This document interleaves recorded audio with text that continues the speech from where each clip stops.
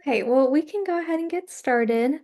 Um, my name is Emily, and I am one of the Catalyst team members. And then I have Em here with me, and she's going to help me present today. And so thank you all for being here. This is over the medical school interview, so we just wanted to provide some information about how the interview process works and provide you with some tips to keep in mind for when you start to do your interviews. So we'll go ahead and get started. Okay, so we'll start with types of interviews.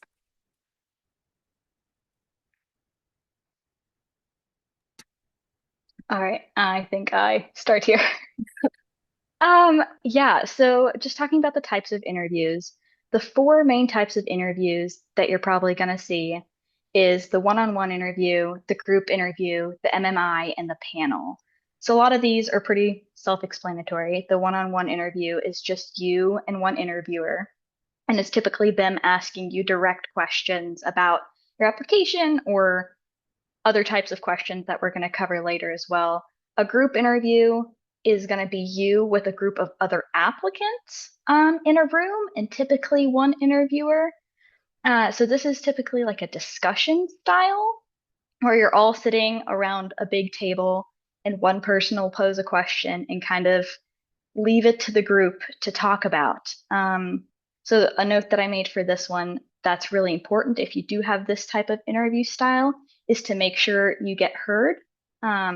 In this type of interview style, it's not guaranteed that you get a chance to speak. It's not everyone goes around and answers. It's really type of discussion. So you have to make sure kind of make your own effort to make sure that you get a word in if you have something to say that you think would be beneficial towards the discussion.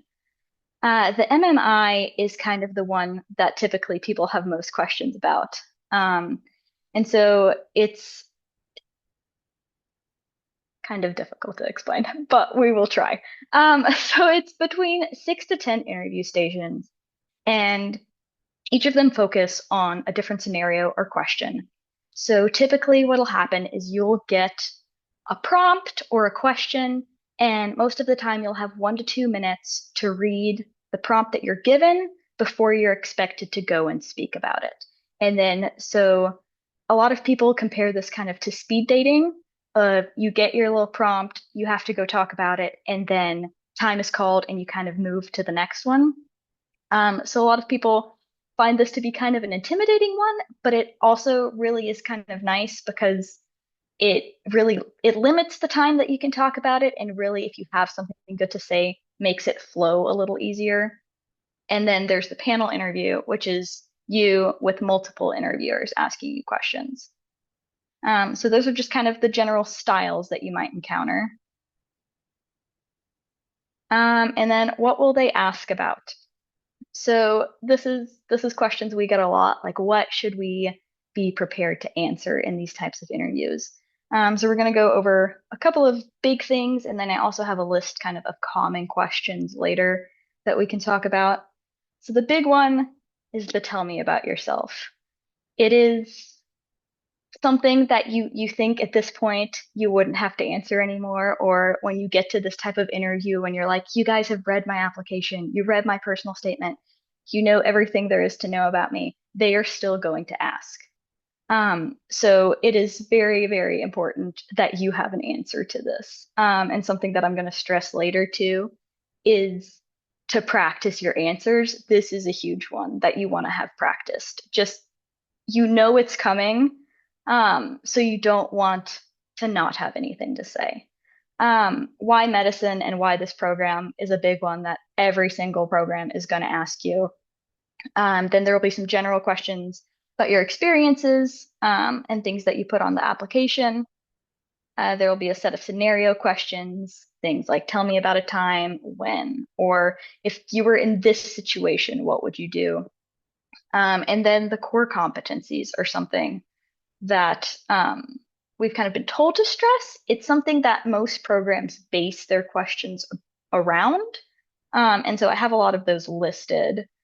Um, If we can move to the next one, Emily. Oh, never mind. We're going to get to core competencies after this. So this is the STAR method, and what this really is, this is really just a method for responding to behavior-based questions, which is a particular kind of question that you will be asked. And so this provides a good outline for how to form your answers to make sure that you get everything in there that you need to. And so basically, STAR just stands for situation, task, action, and result. So for situation, what were the circumstances involved? How long ago was it? Uh, where did it occur? And then for task, what was the task involved? What was the goal? And then action, what steps did you take in this situation? This is very important because interviewers want to see what you have done in the past. They want to know that you are take initiative and that you have taken action steps in the past. And so, and then result, what was the outcome, positive or negative? Was it what you expected? And then what did you learn is a very important part to include as well. And so now we'll move on to the core competencies. Yeah, so these are just the core competencies that the AAMC puts out that they kind of say as a framework for what they want in medical students. And so it gives you these big categories and it breaks them down, and I'm not going to read all of these to you. But so I'll read the categories of commitment and learning and growth, cultural awareness, cultural humility, and then we can go through these, Emily. Empathy and compassion, ethical responsibility to self and others, interpersonal skills, oral communication, reliability and dependability, resilience and adaptivity, service orientation, teamwork and collaboration. And so I think that you guys get access to these PowerPoints when we're done. I think so. So I've put a link to almost all of the things I've added to this. So this is a link directly to all of the core competencies as well as kind of where it gives more of the description.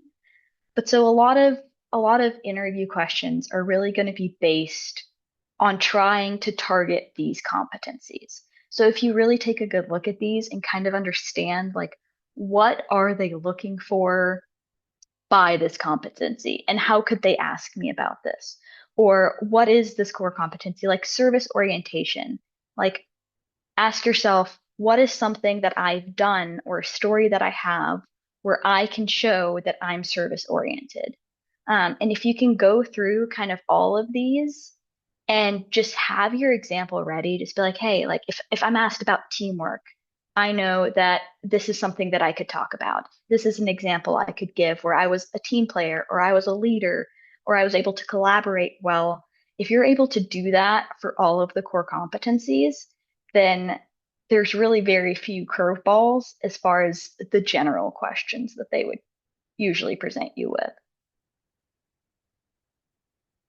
Um, so some key tips for approaching an interview is first to gather as much information as you can.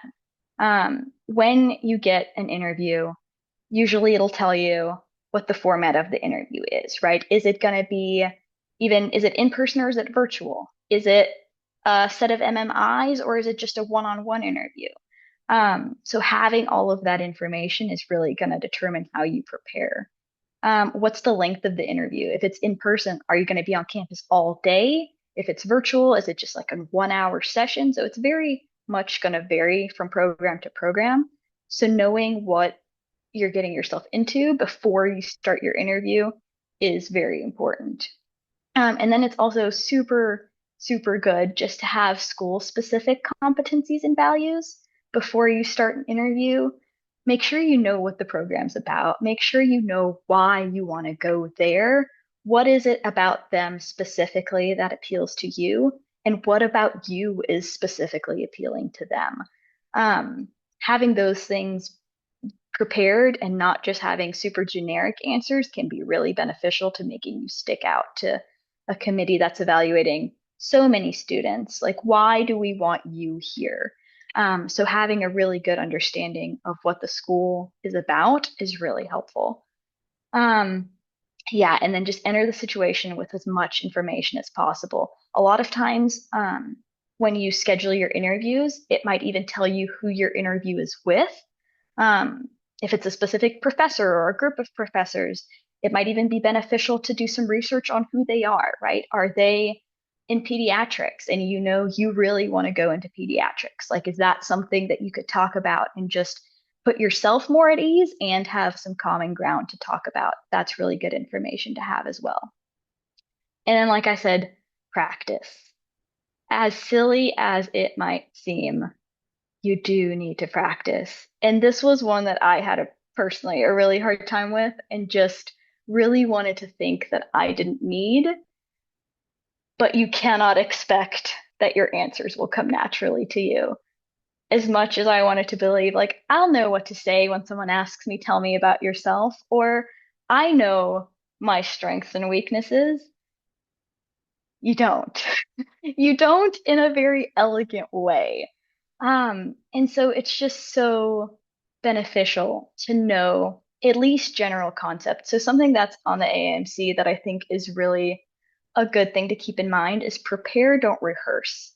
When someone asks you a question, you don't want to sound like you're reading it from a note card, right? You don't want to sound like a robot who just has this programmed and I know what to say when you ask me my biggest weakness. But you do want to have a direction that you want to take it. You don't it's okay to take a moment to think about something. It's not, you don't have to be right on it. It's definitely okay to be like, that's a really great question. Let me just think about that for a moment. That is okay, but you don't want to not be able to come up with anything. So just having some things thought about and prepared and how you could present them, kind of like we already talked about with the core competencies, having things prepared that demonstrate those is really, really beneficial. Um, yeah, identify sample experiences for frequent questions. That's a huge thing for that. Just having your go-to story that you can tell when someone asks you when you did something specific is really helpful. And then ask questions. Um, they really want you to ask questions. Questions just really show that beyond them wanting to know about you, you want to know about them. Like you care more about this program than just what you were able to find immediately on the front page of their website. And so later, I'm not sure if it's the next slide. I don't think it is. But at some point, I have a slide about um, how to format questions that you want to ask as well. So just some questions. So this is also from the AMC website that they suggest that you're able to answer. Um, and they're really good things just to think about because, like I said, as much as we think we maybe can answer some of these, you'll read some of these and be like, I don't know. Like, how would your friend describe you? That's just a really good one to have thought about and have some things in mind. Like, what are my strengths? What are my weaknesses?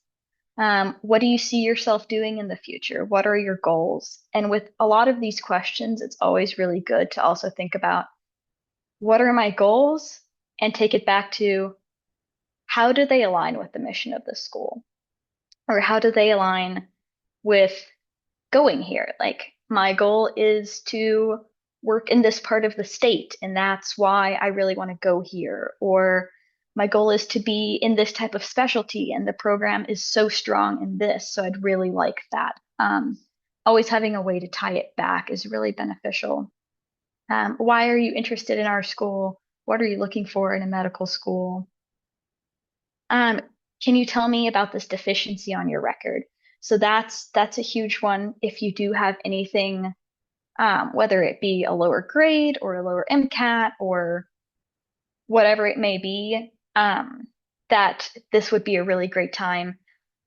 Whether they ask or not, sometimes um, it's good to bring it up if you know that there is something, just to make sure you have an opportunity to speak about it, because it's definitely not guaranteed that they will bring it up.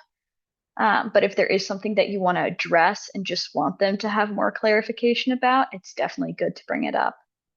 What was the most difficult situation you encountered prior to medical school? What is one event you are proudest of in your life? I think I was asked that one. Um, and so, like I said, with all of these, just already having thought about them, like what is the most difficult situation? What is the most proud? Um, just so you don't have to think about it so hard at that moment. Just have the ideas so that then it can flow naturally with what has been said and where you want to take the conversation. And then questions about how you would handle hypothetical situation. Those are very big as well. Describe how you can effectively deal with someone in crisis. Imagine you're working on a group project with a classmate. Professor compliments your work on the project. She gives you sole credit and fails to mention that your classmate played a major role. What should you do? Um, so those are very heavy, especially in the MMI format, where you're doing multiple short answers, but they're definitely also very frequent in just a regular style of interview. And then more questions to consider. I'm not going to make you guys listen to me read all of these right now, but they are on this PowerPoint for you. These came from a list from the Princeton Review of the top 50 questions most frequently asked in medical school interviews that I thought was really interesting. So I put the link on there as well, just to give you guys that resource. Definitely a good one to look over. And this is the worksheet I was talking about for questions to ask. I feel like a lot of times I didn't know where to start with, well, what do I want to ask the program? Or if they've already told me a lot, kind of being a little scared that I was going to run out of things to ask if they've already addressed a lot of the things. So this is actually also, listen, the AMC is great. Um, so this is on their website as well, and you can print this out and do this for any interview that you get. For each school that you get an interview, you can print this out. You can put the name of the school, the type of interview it's going to be, the date your interview is, and then it gives you these categories of things that you might want to ask questions about, just kind of to get you going. So you can go to their website and be like, okay, let's look into the curriculum. What about this is different? Or what about this do I not understand? What would I like further clarification about? The student involvement, special programs, financial aid, facilities, academic evaluations, student support, residency placement, and then anything else that you can think of. So this is just a really good guide to get you to start thinking about some of the things you might want to ask. It's definitely not all encompassing or limiting to this, but if you're like me and maybe struggle coming up with some of the things you might want to ask, this is really beneficial.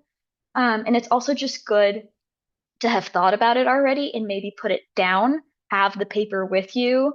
If it's a virtual, it's really easy to have your paper there, or even if you go in person, just showing that you came prepared, showing that I am very interested and I do have questions, I think goes a long way. And this is just a super helpful format for that. So I put the link to this as well as a separate link that's a compilation of things medical students wish they had asked at their interviews. I thought that was really interesting and potentially really helpful just to give you guys some ideas of what good questions might be that you might not be thinking of that, but that would be helpful.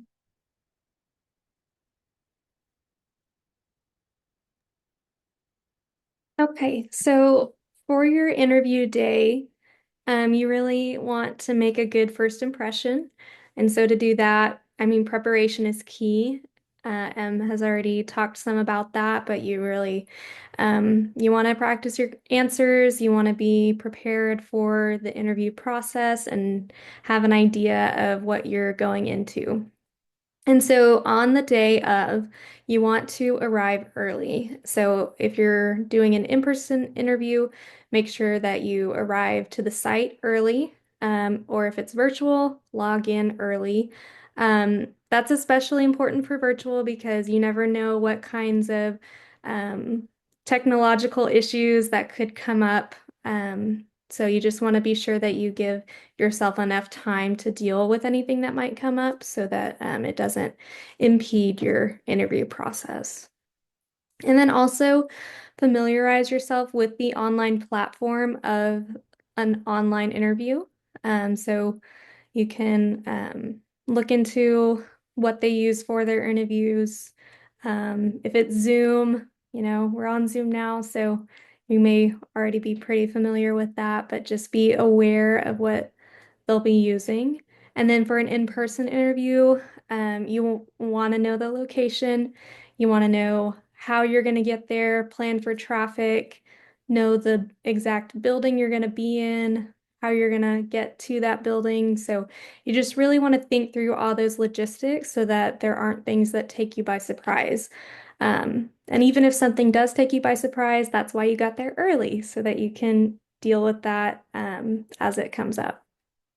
And then it's just so important to remain professional in your interactions with your interviewers. Um, yeah, just be professional. Maintain eye contact. Now, this can be tricky with the online interviews. What they really want is for you to look directly in the camera. And so that's not something that a lot of us are used to. We tend to want to look at people's faces. And so um, one thing I was told is I think most computers have a little light next to the camera when your camera's on. So I would try to look at that light, or you can put like a little sticky next to the camera, something that just reminds you to look back to that camera and not just down um, at the screen so that they can see you. And then greet your interviewers by name when they introduce themselves. Have a positive demeanor, present yourself well. Keep in mind that everything you say and do before, during, and after your interview can have an impact. So just be aware of that. Be kind and professional to everyone you come across, whether that's a student, a staff member, whoever it may be. Just be kind and stay professional. Okay. Represent yourself well. Um, these interviews, they really just want to get to know you. And so you want to present yourself well, but you want to present yourself. And so you don't need to pretend to be something that you're not. But these are just some tips to help you with that. So know your experiences that you included on your application and be prepared to discuss them.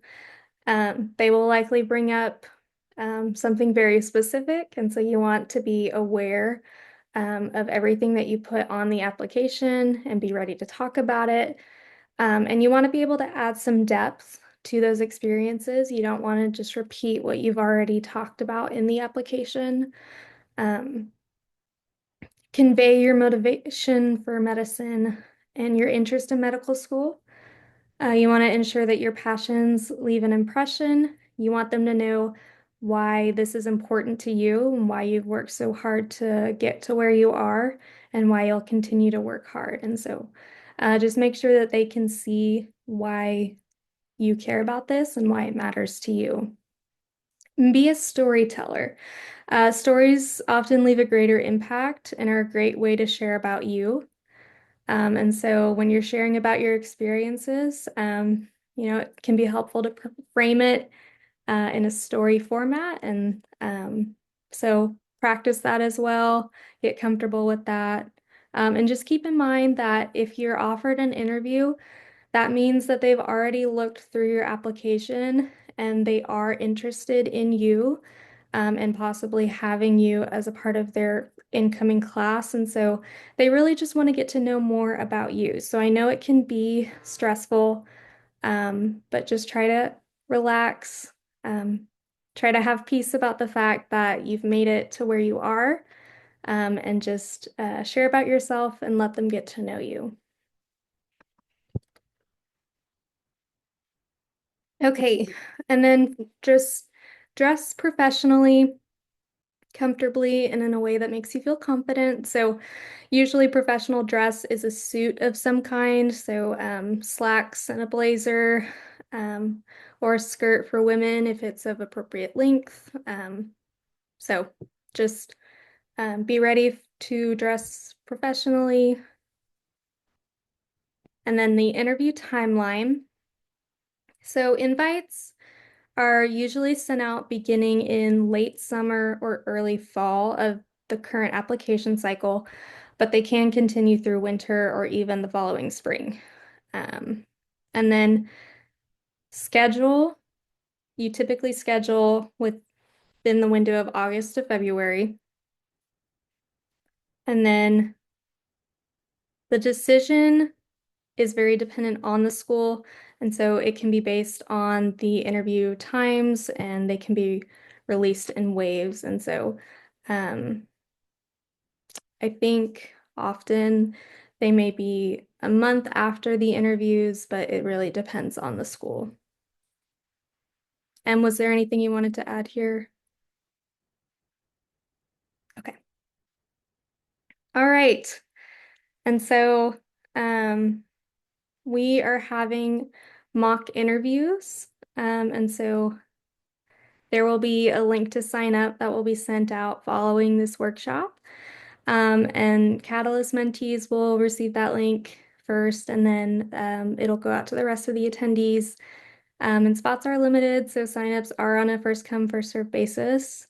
And just please sign up by 9 p.m. tonight.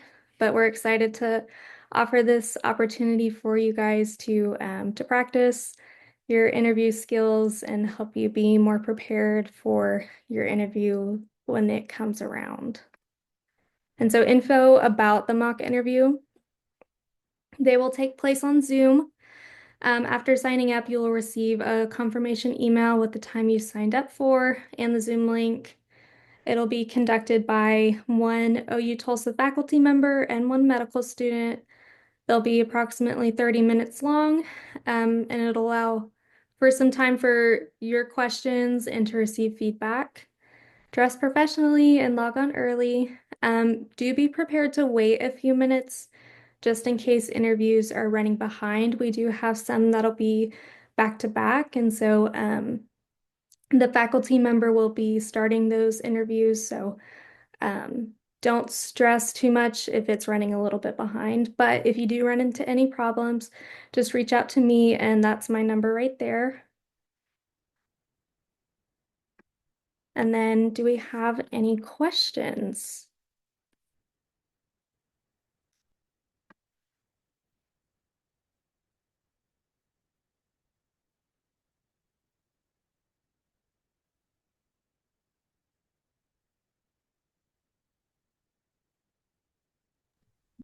I don't have any questions, but I just wanted to say that this was really helpful. So thank you guys.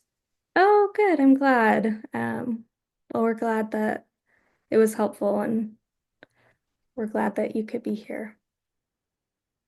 Will you be sharing these slides with us? Yes, we can send out the slides following when we get done here. Perfect. I didn't get some of those links. So Okay. Yes, we will get the slides out. Um, okay, I think we have a couple questions in the chat. Could they ask ethical questions like your stance on a bioethics issue? Um, I do think ethics can come up in an interview.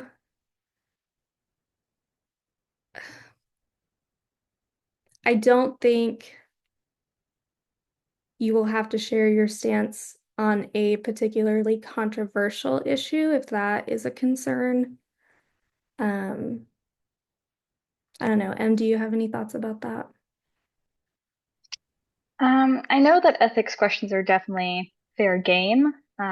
Ethics is one of the core competencies as well. And I think a lot of it is more kind of seeking to see if you're able to, I think I think what's being evaluated isn't necessarily what you're side or perspective on an issue is, but how you're able to present that, what your points are, and if you're able to kind of convey that in a,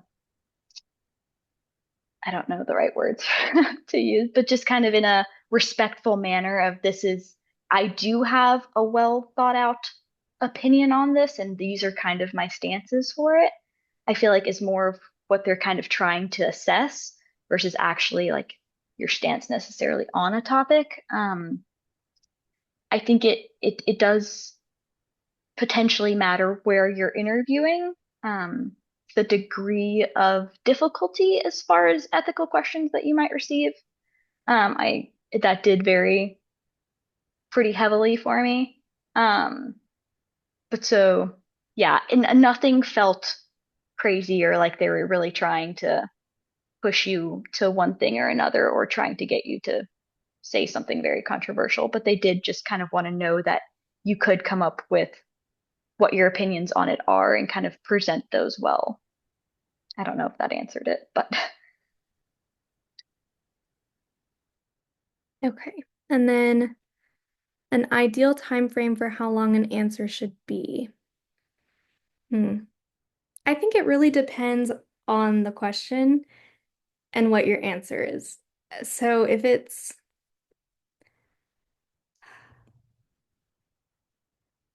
I don't know, I think 5 minutes, like if for most questions you shouldn't have to have an answer longer than that, but I don't know. I don't have a specific length in mind. It really, you just want to be able to answer the question thoroughly.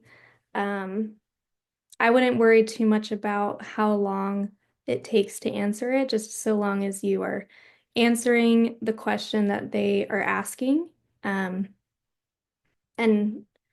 that you're not talking about something off topic, um, and just that you're able to provide the relevant information for them to understand what you're talking about, if that makes sense.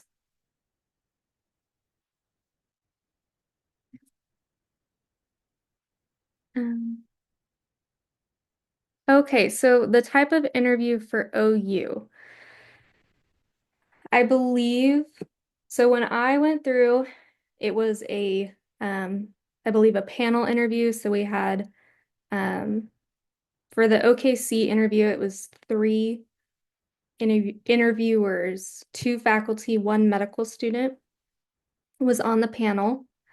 And then for the OU Tulsa, that was a one-on-one.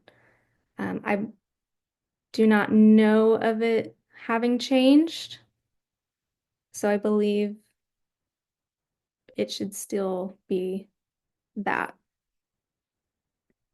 Do you know if it's the same? I believe it's still the same. Okay. And I think it can just vary a little bit between. So I had three faculty, I think, and I didn't have a medical student, but something like that in a panel style, I believe is what you should still be able to expect. Okay. Are the people holding the mock interviews possible people who are involved in the actual interviews? They do complete interviews. However, I don't know about for this current cycle. Hmm. I can look that up because I do believe that if a faculty member is conducting, I let me find out about that because I'm not 100% sure about that. Um, Elena, do you want to give me your email and I can try to get back to you with that answer?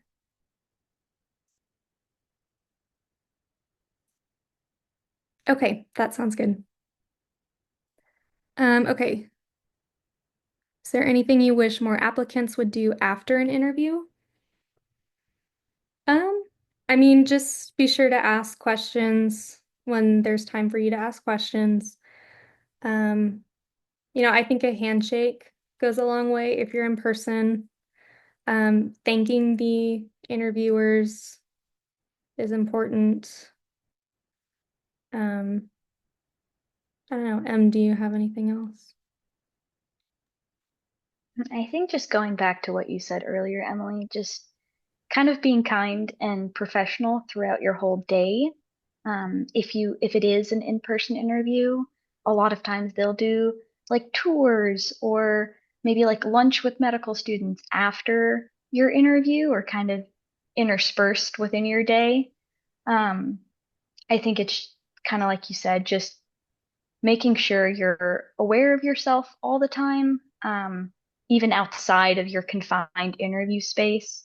Just knowing you are being observed by everybody, even when it's not within the room of your interview. The entire day is kind of evaluating you. So just kind of always staying aware of that, I think, is something that I would recommend. Okay. If we're applying this upcoming cycle in May, when should we start doing a lot of mock interviews?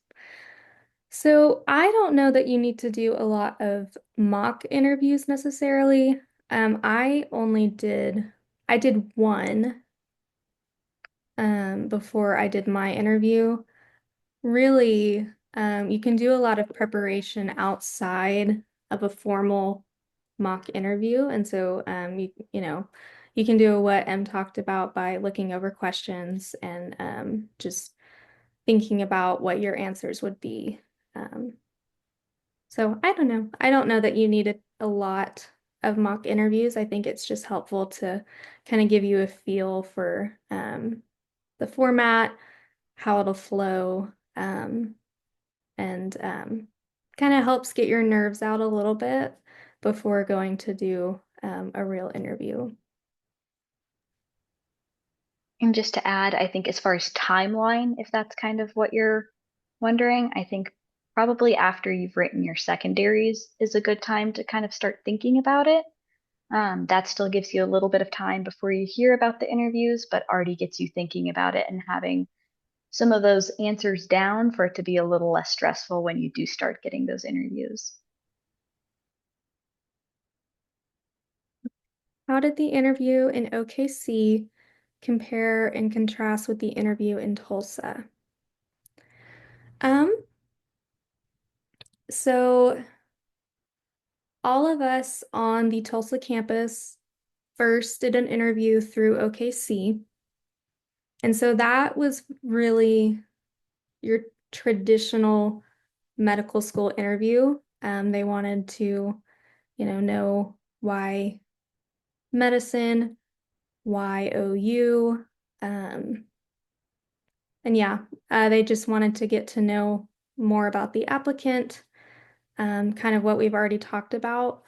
For the Tulsa interview, there was a larger focus on community medicine because that is the focus of the Tulsa campus is the School of Community Medicine. And so I remember being asked to describe what community medicine means to me, um, and why it's important to me, um, why it's something that I want to be a part of, um, things like that. And so, um, yeah, that was really the biggest difference. They just wanted to know, do your values align with the mission of the Tulsa campus? And would that be a good fit? So, and that's something for you to keep in mind is that something that's important to you? Is that something that you want to pursue? Because if it's not super important to you, then, um, it may be a better fit somewhere else. So it just depends on, what it is that you are looking for. And so you just want to be sure what each school values, and be aware of that going into your interviews and be prepared to answer questions about those values.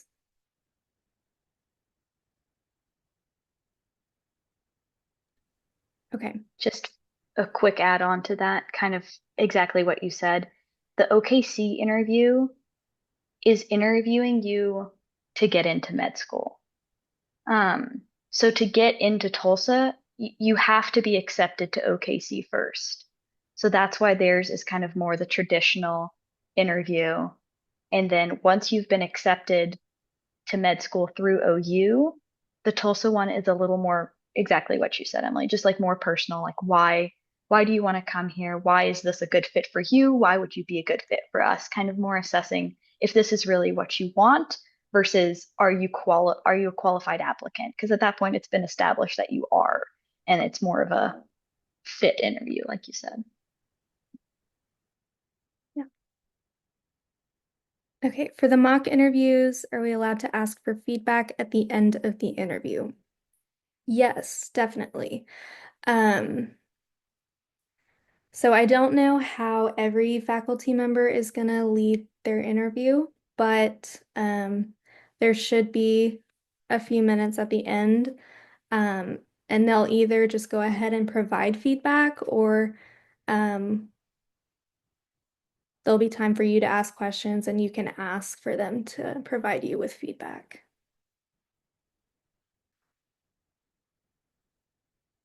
Okay, should we send thank you letters after the interview? I mean, I think thank you letters are nice. What do you think? Personally, I didn't. I also Um, I also agree. I think they're nice. I think, yeah, I don't know the right answer to this. I do not know the right answer to this. So this is purely opinion for sure. I think personally, I kind of feared like I didn't really know where I was sending it. Like, would it actually get to the people I talked to? So not to discourage you, I'm not saying it's a bad idea at all. I think those were just kind of the fears I had and why I didn't do it. Um, so I don't really have great advice. I don't know. I think it's fine either way.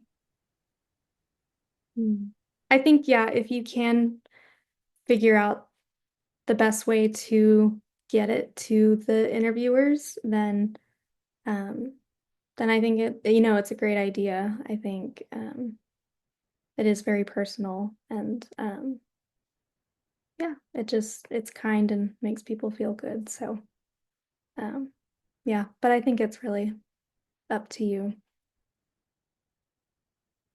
Okay.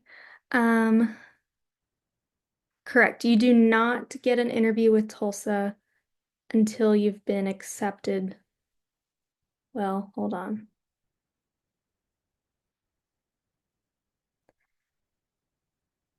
You, the way that it went for me, I had my OKC interview, and I was actually, hold on. Okay, when you sign up for your interviews, oh, did you have a, Sorry. You can go ahead. oh, I was just gonna say, when you sign up for your interviews through OU, there's a question of if you're interested in the School of Community Medicine track. And by clicking that, that is how you eventually get to sign up for your Tulsa interview. But getting a Tulsa interview doesn't mean that you are fully accepted to the medical school. Um, the way it worked for me, I was waitlisted to start, and so had I had already had my Tulsa interview, and then I was waitlisted. and then I got off the wait list to get to the Tulsa campus. So it just kind of depends. Did you want to talk about it? So when you do your secondary application, it'll ask if you're interested in Tulsa. And if you are, there's extra questions you answer on your secondary that are Tulsa specific. Um, and then so you'll get separate invites for interviews for both. And so I think I don't remember the dates, but I think Tulsa was like a month or two after my OKC one. And um, so you don't necessarily get your acceptance for OKC. You don't necessarily receive that, and then you do your Tulsa interview. You go ahead and do both interviews if you did your secondary and Tulsa wants to offer you an interview.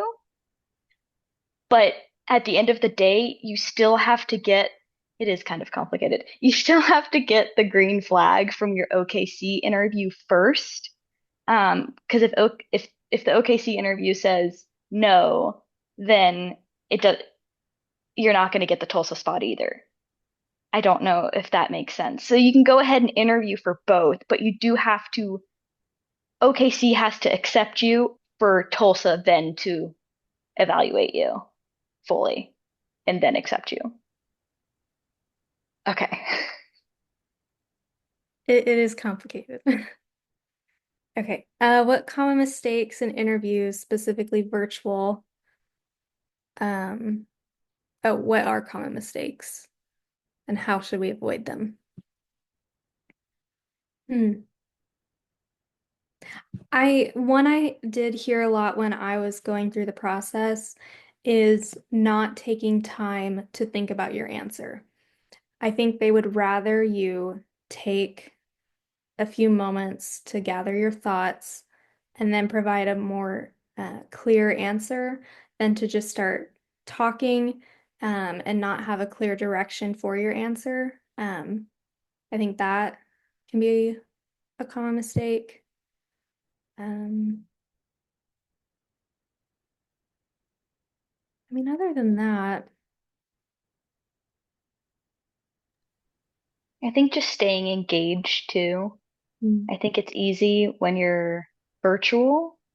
It might be more easy to maybe get distracted by your surroundings or not fully feel focused, but just like really making sure you're staying engaged and like Emily said, like trying to make eye contact and keeping your eyes in the camera and taking that moment to pause, think of the things that you've already pre-planned because you planned a lot of your answers, but taking a moment to gather those thoughts and then having a composed answer.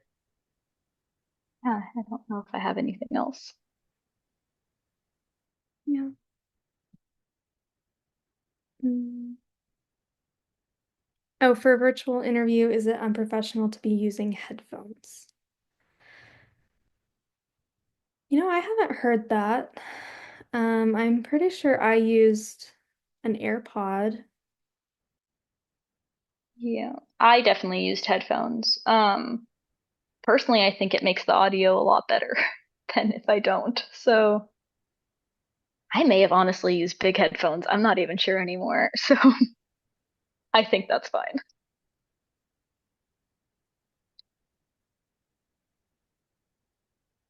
Do we have any more questions? Oh,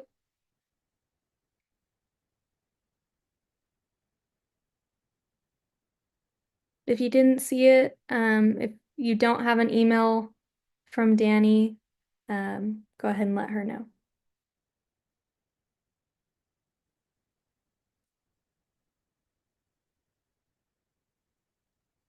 Well, if we don't have any more questions, um, we can go ahead and stop here. Um, our emails are right there, so if you think of any questions later that you would like answered, go ahead and send us an email, and we can get back to you. But yeah, we're glad that this was helpful. Um, So thank you all for being here. Have a good evening. Someone Thank you so much. Oh, yeah.